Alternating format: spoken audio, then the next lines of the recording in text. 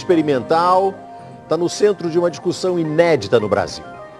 A justiça obrigou uma universidade a distribuir a substância que seria capaz de curar o câncer. Médicos e cientistas se dividem. Será correto receitar um remédio que ainda não está pronto, mesmo que ele seja a última esperança para os doentes? Essa é a nossa reportagem da semana.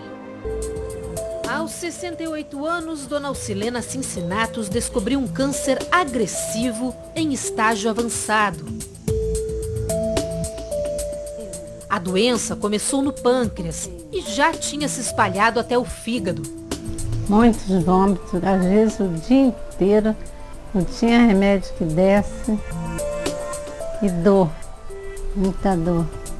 Desde a descoberta da doença, a Dona Alcilena passou a tomar cerca de 30 remédios diferentes por dia durante um ano, inclusive 4 tipos distintos de quimioterápicos, mas nenhum deles foi suficiente para parar o crescimento do câncer. Ela só parou de tomar todos esses medicamentos no mês passado, quando os médicos disseram que não tinha mais o que fazer para deter a doença.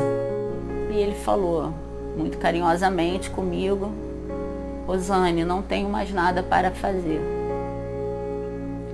Agora a gente tem que dar suporte e qualidade de vida para ela. Mas como assim? Não aceito isso. Não aceito, a gente tem que lutar até o final. Rosane e o irmão começaram a pesquisar outras possibilidades de tratamento para a mãe. Por meio de um tio que mora nos Estados Unidos, tomaram conhecimento de uma substância descoberta por pesquisadores do Instituto de Química de São Carlos, que pertence à Universidade de São Paulo. E foi aí que nós começamos uma busca incessante na internet para saber mais a respeito. Conhecemos os cientistas, né, que fizeram a fórmula, ouvimos depoimentos de pessoas que faziam tratamento, sabe? Não foi uma coisa assim de ouvir, eu ouvi falar que isso melhora. Não, nós falamos com as pessoas que realmente estavam usando essa substância e que tiveram resultados positivos. A substância tem um nome complexo: fosfoetanolamina sintética. Ela foi desenvolvida há mais de 20 anos nos laboratórios da USP e vinha sendo usada de forma experimental por centenas de pacientes. Para a droga ser vendida ou distribuída aos pacientes com câncer, faltam etapas importantes, como mais testes e a aprovação das autoridades brasileiras. A droga é a combinação de uma substância muito comum utilizada em shampoos de cabelo, chamada monoetalonamina, e o ácido fosfórico, que é um conservante de alimentos.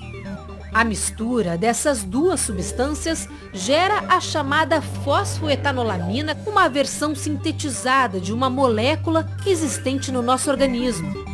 Antes de entrar na corrente sanguínea, a cápsula é metabolizada no fígado.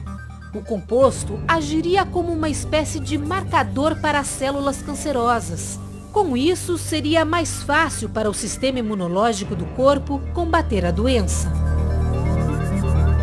Você tem isso o tempo todo dentro de você, porque essa mesma substância é fabricada em célula de músculo longo e fígado. E é bobagem a gente dizer que é uma substância inédita. Isso já tem publicação do mundo inteiro. Nós fizemos uma síntese onde a substância tem altíssimo grau de pureza e altíssimo rendimento de reação. O professor aposentado Gilberto Orivaldo Chierici foi o responsável pela descoberta da cápsula. Hoje, ele trava uma batalha para que a substância seja reconhecida e adotada. Eu sou um químico, eu não fiz testes médicos. O que acontece é que esses pacientes te trazem o retorno, apesar de desconhecer, de não ter a prática do médico. Ele disse: olha, meu exame está aqui e aqui está dizendo que eu não tenho mais nada. Isso eu ouvi centenas de vezes. As cápsulas eram fornecidas pela universidade até o ano passado, mas uma decisão determinou. A expedição e distribuição das drogas com finalidade medicamentosa só poderiam ser efetuadas após a apresentação das devidas licenças e registros. Em outras palavras, como o remédio não tem garantia de ser seguro e nem aprovação das autoridades, não poderia mais ser distribuído. Na realidade, eu fui impulsionado a fazer isso. Porque todo mundo pegava lá, o hospital mandava pegar na minha sala. Era um convênio que nós tínhamos. Está registrado isso. Alguns dos pacientes com câncer resolveram entrar na justiça para conseguir a substância. Foi esse o caminho tomado pelo filho da dona Alcilena. Denis é advogado e conseguiu uma liminar que obrigava a USP a fornecer as cápsulas. Então ficamos aguardando o envio, que era feito pelo SEDEX, e nesse prazo o presidente do Tribunal de Justiça de São Paulo, ele decidiu cassar essa decisão com mais de 700 outras liminares também. Indignado com a decisão da Justiça de São Paulo, Denis decidiu recorrer à mais alta corte do país. Decidimos ajuizar uma medida no STF, porque entendemos que seria uma afronta à dignidade da pessoa, ao direito à saúde, que é previsto na Constituição Federal. Então, fomos bem-sucedidos. De uma hora para outra, a USP passou a receber decisões liminares que obrigam a dar a substância aos doentes autores das ações. Até este sábado, eram 742 liminares. Mas como explicar que a Justiça tenha determinado a liberação de uma substância ainda não aprovada? Essa especialista explica que a decisão levou mais em conta o direito do doente. Nós temos uma confusão de princípios fundamentais. De um lado, nós temos a Lei 6360, de 1976, que veda a comercialização e a entrega de um medicamento não registrado na Anvisa. E, por outro, nós temos o direito à saúde, que tem respaldo na Constituição Federal em legislação complementar. A polêmica se dá porque não há garantias de que a cápsula funcione, nem de que tipo de efeito colateral ela pode provocar. É para isso que os testes são feitos. Por outro lado, os doentes têm pressa. Há uma semana, dona Alcilena estava assim, muito debilitada. Não conseguia nem andar. Vomitava muito e precisava tomar morfina 4 vezes ao dia para amenizar as dores. Fizemos uma nova visita poucos dias depois que ela começou a tomar as cápsulas.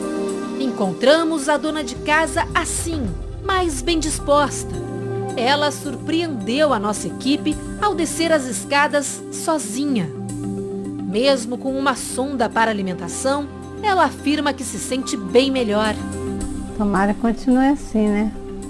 Dona Alcilena toma a substância 3 vezes por dia. A recuperação dela ainda precisa ser confirmada por exames clínicos. Na internet, não faltam depoimentos de quem se diz curado depois de usar a fosfoetanolamina sintética. Quando fez 40 dias que eu estava tomando a fósforo, fui chamada para fazer uma cirurgia. E o tumor foi para a biópsia e deu negativo, eu já não tinha mais câncer. A fósforo havia destruído as células cancerosas. Como todos vocês, eu tenho um sonho, que essa medicação seja liberada, pois se para mim foi a cura, com certeza para muitas outras pessoas também será.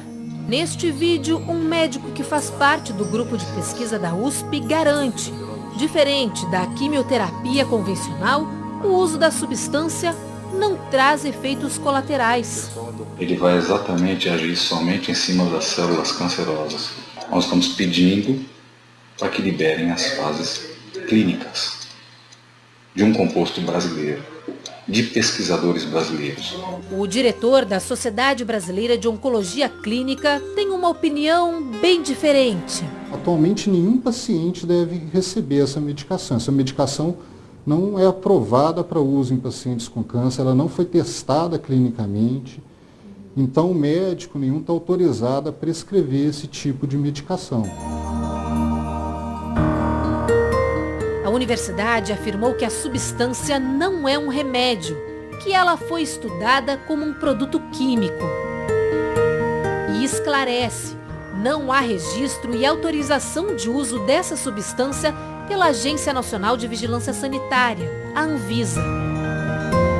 A USP também afirma que não tem condições de produzir a substância em larga escala para atender às centenas de liminares judiciais que recebeu nas últimas semanas. Neste fim de semana, a universidade decidiu que só fará a entrega das cápsulas pelos correios. Ou seja, quem conseguiu na justiça o direito de receber a substância vai precisar esperar que ela chegue em casa. O presidente da Anvisa reforça que não há sequer um processo para que a substância seja reconhecida oficialmente pelas autoridades. Como se trata de um desenvolvimento no país para uma doença grave, como é o câncer, processos como esse tipo aqui na Anvisa podem ter, inclusive, um tratamento prioritário, mas precisa chegar um pedido preenchendo todos os requisitos para que seja priorizado. Esses pedidos nunca chegaram aqui na Anvisa. Provavelmente não chegaram porque nunca foram realizados com esse medicamento ensaios clínicos de fase 1, 2 e 3 que são obrigatórios no mundo inteiro para que o medicamento seja registrado. Este defensor público do Rio de Janeiro prepara uma ação civil pública para garantir que todos os pacientes tenham acesso às cápsulas. Já tivemos acesso aos elementos de prova, tais como as teses científicas que discutem esta substância. Já temos conhecimento de um laudo toxicológico que indica que a substância ela não é tóxica.